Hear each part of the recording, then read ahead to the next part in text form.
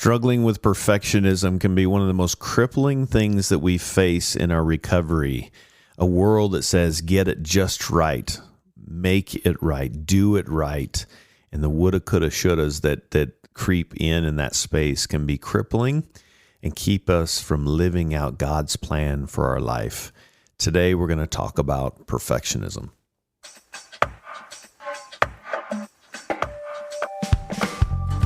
Well, welcome to the Celebrate Recovery official podcast, a podcast that shares life change stories, courage, hope, and leadership wisdom, all centered around the Beatitudes and the Celebrate Recovery principles, where Jesus helps us to face our hurts, hangups, and habits so that we can walk this road of recovery and live out His mission and plan for our life. I'm a grateful believer in Jesus Christ. I struggle with drugs and alcohol and perfectionism. My name is Rodney. I'm the Global Field Director with Celebrate Recovery. And so excited to be here with you today. Thanks again for sharing this and giving it high ratings so we can reach more people. Hey, today's topic is around perfectionism, and it's one of those things I struggle with, and it's something that I've had to work through in my own recovery, but I'm so pumped today to invite in someone near and dear to my heart. You know her as Carol Holmstrom. She is my wife and been on this journey with me for 18 years. I'm so excited she's joining me today on this podcast. Carol, welcome to the podcast today.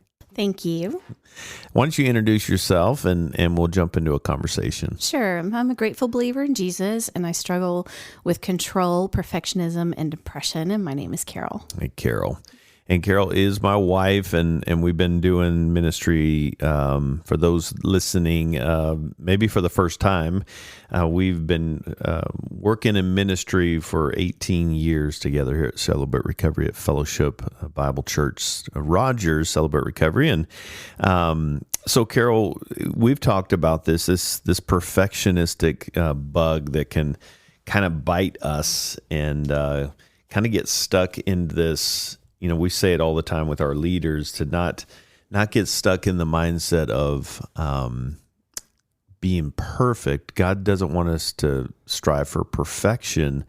He just wants us to move into a space of trying to be in a space of excellence. But how has perfectionism been one of those things for you that's gotten you stuck in your recovery? Yeah, sure.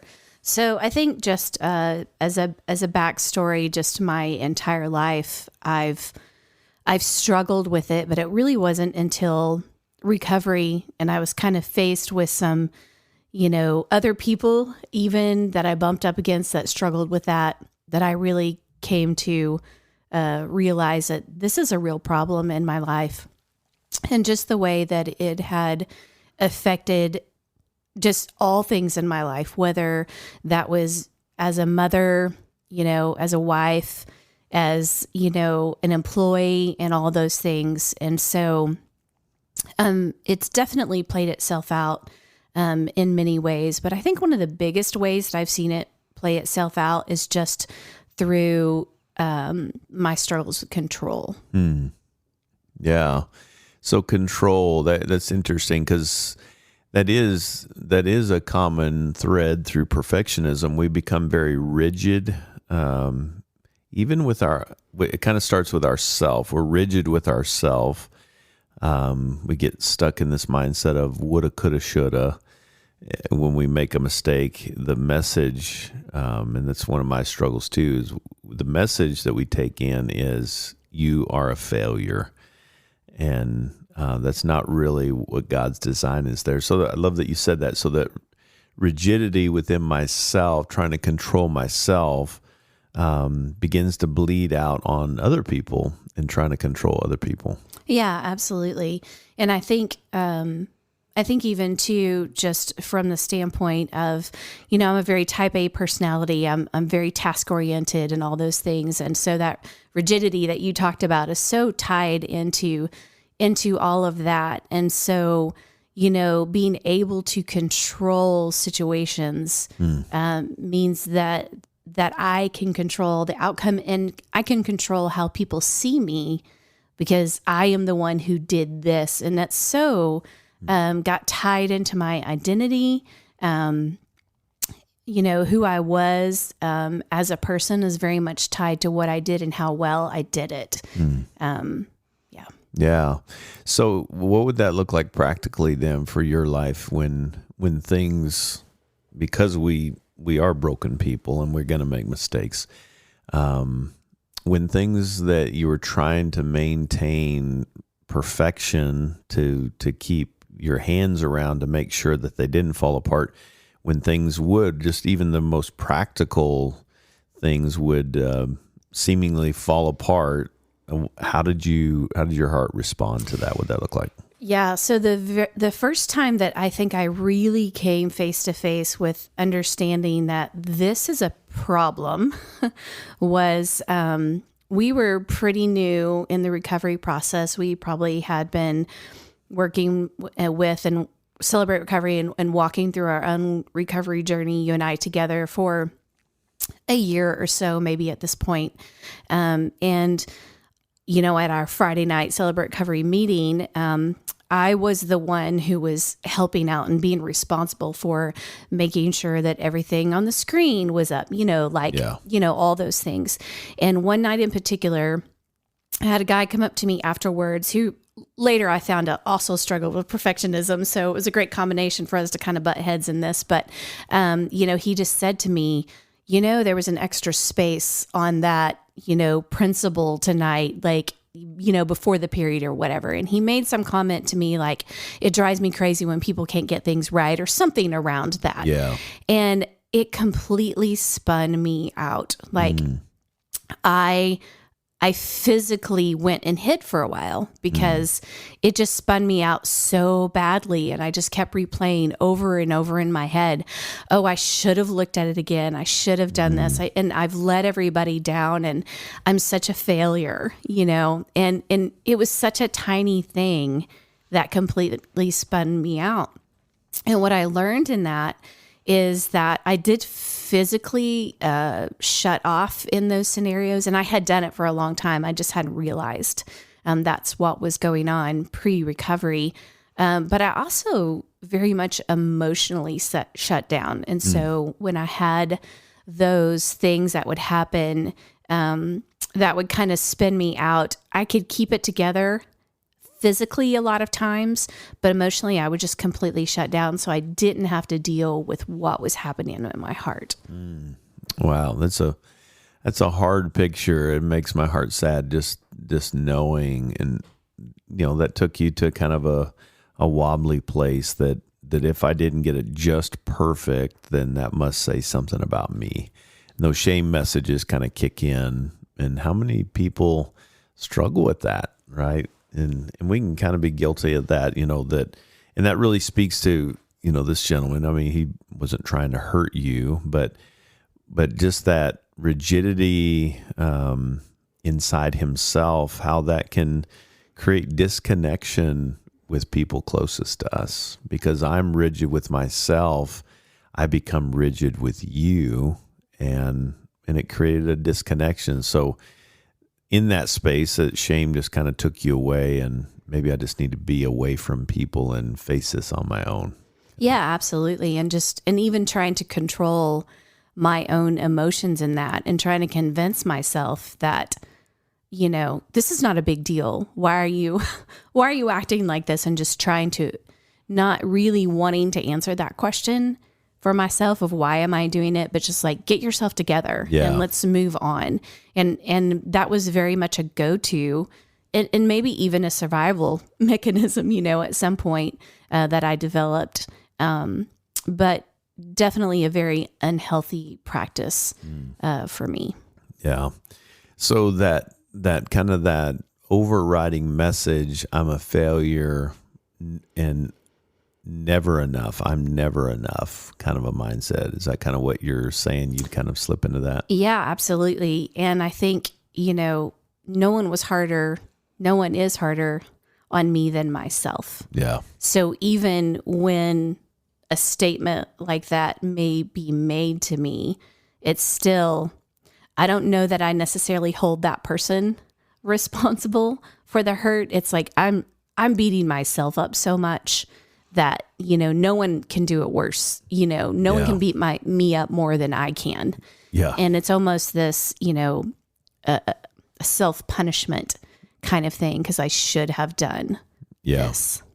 Yeah, it reminds me, even just those shame messages that, even thinking of Adam and Eve in the garden, that when they realized they got it wrong, instead of running back to the one who could make it right, they hid in the bushes and by their own power grabbed their own fig leaves to cover that up. Yeah. And that's kind of that picture you're painting there. Yeah, and the picture of control too, because they grab their own fig leaves to cover themselves up. Like so many times, I've done that. I've done whatever I needed to do. I've turned to busyness, or I've turned to apathy, even just completely shutting down. Because if I can't do it right, well, then I just don't care. I'm not going to do it at all. And I've done that in all of my relationships. I mean, with you, as my husband, with my children, with friends, just hiding behind an emotional wall that you can't get through. Yeah. So that feels like a very frozen place, because, and sometimes I've seen this even play out in my own life. If I can't get it perfect, then I won't do it at all. You can't say I failed if I didn't try at all. So sometimes it can create lack of movement or no movement because of that rigidity.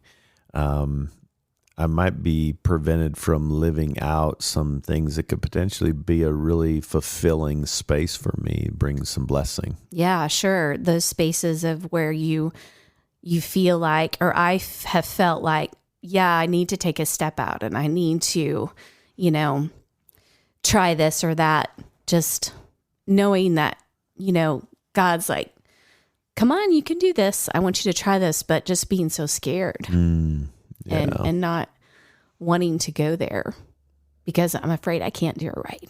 Yeah. Wow. Well, that's the heartbreaking part of perfectionism, is it takes us into this place of believing that we are in control. And if, so when things go well, the other side of that is, man, I'm killing it. I'm just doing an amazing job. And so we have high highs and low lows, which can be a little bit deceiving and take us out of the mission that God has for us, right? Yeah, for sure. Yeah. So, what's that look like? Actually, we'll take a quick break right here, and when we come back, I want to kind of turn the corner and talking to Carol, my sweet bride, about perfectionism and how that can rear its ugly head and keep us from moving forward and living out a plan of excellence on God's mission for our lives. So stick with us, and we'll continue the conversation when we come back. Well, hey, folks, it's almost that time again, Celebrate Recovery Summit. And if you haven't heard, Summit is coming back to Saddleback in California, July 19th through the 21st. Now, this is for anyone, a participant or a leader that wants to be a part of this experience. You're not going to want to miss out on this. Tickets are going fast. We're going to sell out. We hope that you'll join us for this incredible, renewing, rejuvenating experience, the Celebrate Recovery Summit. Go to crsummits.com for ticket registration and other information. Welcome back. Talking with Carol, my sweet bride. I'm Rodney Holmstrom, the ministry leader at Fellowship Roger Celebrate Recovery. And we're having a great conversation about perfectionism. And Carol, before we left, we were just talking about how that frozen, one of those tendencies to get frozen because we're so rigid with ourselves, it creates no movement in our life. I must get it just right. And just the really making space for the angst and the anxiety in that space, to live in that mindset of everything's got to get just right all the time. Yeah. What's that angst? How did that play out for you practically?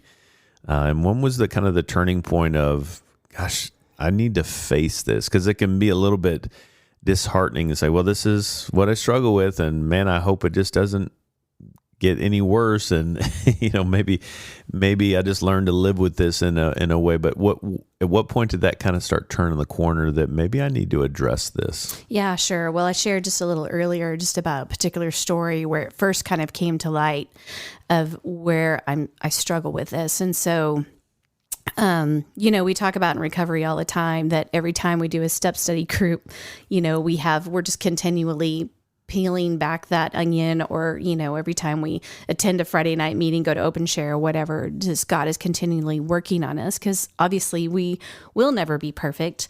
But I remember just really honing in on that struggle of perfectionism and control in a particular step study group, and just really being able to start unpacking what that is actually saying to me as a person and how that affects my identity.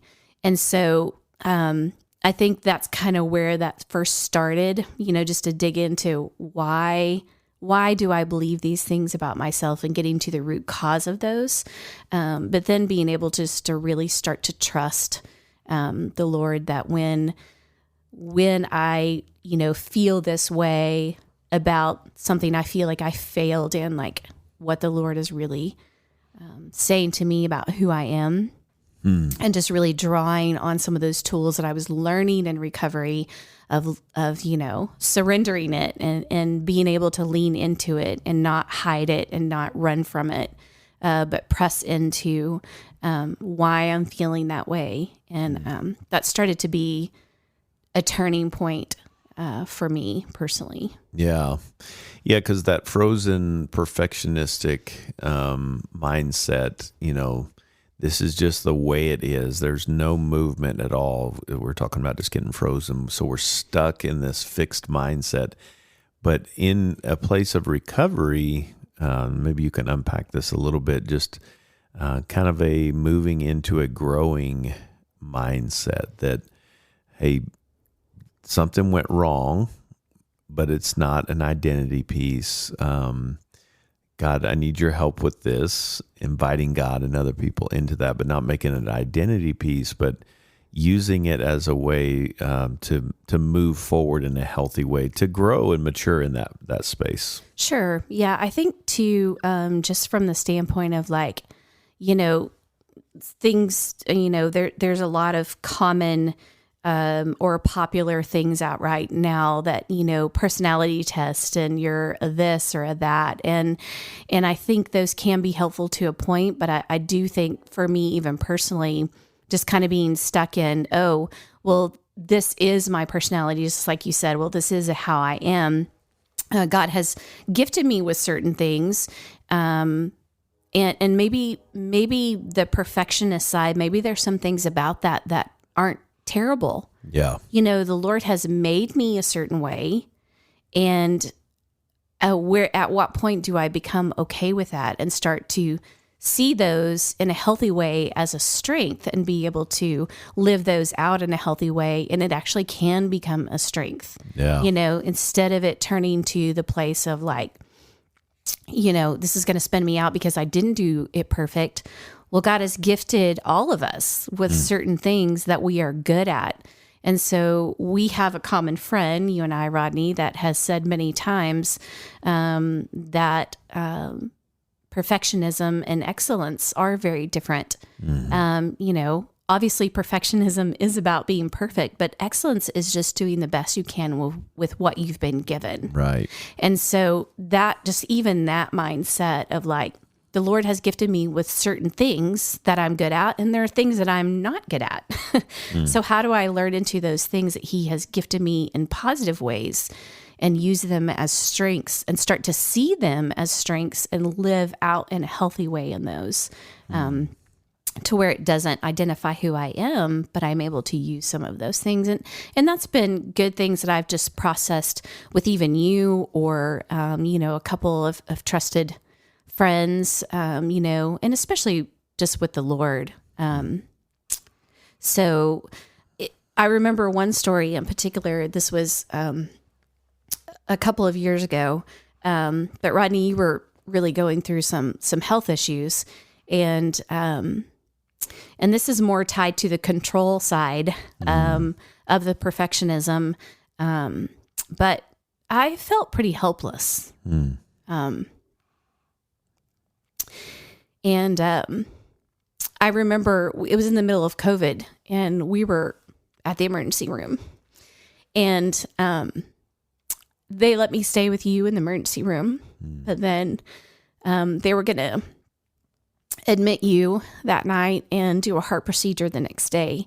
And I couldn't go up to the room with you. I couldn't see you before your surgery because of visiting hours and all the kind of craziness that COVID brought in our healthcare system. And I remember it was kind of the middle of the night when they admitted you, and as they pushed you down the hallway and I saw the doors close, I had to really come face to face with that I was completely out of control. And I had to get in my car and drive home. Yeah. And I just remember just crying all the way home. But this word kept coming to me, which was trust. And just know that, that was definitely from the Lord. Yeah. Trust me. Let go of the control. You can't do anything about this situation. You've done everything right up to this point. Yeah. You've cared for him in the way that you need to. And I've got this. You've done the best you can with what I was given. Yeah. Wow. And I just remember going home, and going to bed and sleeping for a couple hours. And I remember when I woke up, just this incredible peace that I had not felt before. And knowing that regardless what happened to you, regardless of what was happening, that the circumstances weren't defining who I was. The circumstances weren't defining how he loved me, how he loved you, and how he saw the situation. And so it was just a really good, even though it was hard, it was just a really good show of his faithfulness and how when I just let go and lean into those feelings and how I was feeling and being able to give that to him, of just his faithfulness. Yeah. And thankfully things turned out well. Right. But I do know that if they hadn't, that he would have been there with me anyway. Yeah. Wow. Thanks for sharing that up. It makes me think, Carol, we've talked about this, but just the grace, we tend to look at grace as kind of the noun, which it is, the unconditional power of God available to us. The power of God is available to us to fulfill God's design for us, and what a great gift that is. But then there's the adjective side of this, that it's unconditional and I can make mistakes, right? That grace means that when I make mistakes, I can invite God into that and saying, God, I got to be honest with you. I feel kind of vulnerable right now, and I need you to come. This is not going too well. I need your help. Can you come into this space? And what I love about what you're kind of unpacking, I love your heart, Carol. I'm just drawn to you. You're sharing this, and just wishing I could have held you in that space. But what I love about, the difference, kind of that perfectionistic mindset versus this place of just doing the best we can with what we've been given. Perfectionism breeds disconnection. But this place of knowing that God's in control, and I'm going to do the best I can with what I've got, and I'm going to invite him in when it messes up, it breeds love and connection, doesn't it? Yeah, absolutely. Yeah. And I think, and I think back to just the grace piece, what you were just talking about. I think one of the things that I've learned to walk through in that is if I'm not allowing myself to give myself grace, what Jesus has done for me is pointless. Yeah. Because his grace is enough. His grace is sufficient. I have to be willing to give myself that. And as I've worked through the perfection side and the holding myself accountable for those things, learning to give myself grace has been a huge part of that. And as I learn to do that, I can invite others in, because I'm not scared for them to see who I am now. Yeah. And I can invite others into that, and that, creates that connection piece that's so vital. I love that, because the fig leaf thing, right? If I can show people, what I'm trying to hide, that's a vulnerable space, but it takes us from a place of rigidity and anxiety to grace and peace. That God, thank you for putting people in my life that don't expect perfection out of me, and I can make mistakes, and I can invite you into this, Lord, and I can invite other people, and that's just a much healthier space to be in, isn't it? Mm-hmm. Yeah. So just that, and we've talked about this even at conferences when we've been on the road, but just sometimes we can look at mistakes as failure, but I like the curious posture, and such a good thing for us to be in that healthy place, to be curious about what's coming up for us in this space. Are we showing our self-compassion, which will then result in being curious and compassionate toward other people? But instead of looking at it as a mistake means I failed or I am a failure, hey, this is great feedback, Lord. How can I grow through this? And I want to invite you through this, not just get through it, but grow through this. And what a beautiful change of definition. Yeah, I think, failure is an incredible teacher, right? Yeah. So, and I think, I joke about this even with some of my coworkers sometimes, but, it's like I always learn more when things are broken, and I have to try to figure out, what needs to be fixed in it. Yeah. And so it's a great practical recovery lesson to me, that when something's broken and I have to dig in and figure out what's wrong with it and what needs to be done to get it back to a place where it's functioning correctly again. That's a great thing for me, just to, in my own heart, just to dig in and to lean into, why am I feeling anxious? Why am I feeling sad today? Yeah, I love that. And just, we go from this frozen place in perfectionism in this other place doing the best we can, knowing we're broken and we're going to make mistakes, to this place of movement. And we kind of just that picture of a bridge. A bridge is not just standing still. It is actually moving with the earth balance, right? It's actually kind of ebb and flow. It's kind of allowing itself to breathe a little bit and move, so that it can live out its full potential and purpose. And that's what God is doing for us in our life, to be able to move forward, not afraid I'm going to fail, but with gratitude say, thank you, Lord, that even though I make mistakes, I don't have, your grace says that I can make mistakes. Your grace is unconditional. And then just that other full definition is understanding that the power of God is available to me to fulfill your design for me, Lord, that I can make mistakes and I can invite you into this, and I don't have to be perfect. I'm just going to do the best I can. And when I get it wrong, I'm going to invite you into that and say, God, that didn't go too well. I need your help. And what a great difference that is, isn't it? Mm-hmm. Yeah, I love that analogy. You certainly can't be flexible and learn to ebb and flow if you're stuck in perfectionism, because there's one way. Yeah. But when we learn to let go of that, sometimes God shows us a different way to do it. And in my experience, it's always been a better way.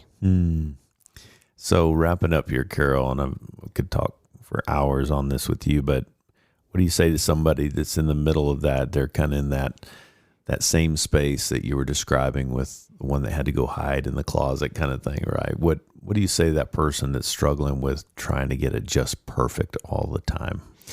Yeah. I would say one of the first steps is to invite someone else in that with you. Because I think one of the biggest things for me was knowing that I had to face that, but I had to speak it out loud. I had to bring someone else into that. And yes, I mean, the Lord is there for me and I can process that with him, but there's just something about bringing someone else into it with me personally that makes it real. And that means that I have to deal with it now. And so I would say, find a trusted person in your life and be real with them. And it's a process. You can't, it's hard to go in and just start spilling everything if you're not used to doing that, if you're not used to being real and honest. But find someone that you can start to process some of these things with, someone that you trust. And I think that's a huge first step. And obviously bring the Lord into that with you. Don't continue to try to push it away. Like, you have to start dealing with it. Yeah, so good. Well, I sure love you, and I thank you for your heart, and I'm so grateful for just that we're lifelong learners together in this, and thank you for trusting the Lord in this. So just want to thank all of you for listening today, and hey, just want to tell you that if you're struggling in this space of perfectionism, I just want you to know that you're not alone, and we would love to join you in this road to recovery. We call recovery, celebrating our recovery, that we can be honest about our struggles and we can invite Jesus into this space. And no better place to do that in this space called Celebrate Recovery. If you'd like more information about Celebrate Recovery, finding a group near you, just go to celebraterecovery.com/CR groups and join us on this journey. Hey, thanks for listening, and we hope you'll be with us next time. Until then, God bless you.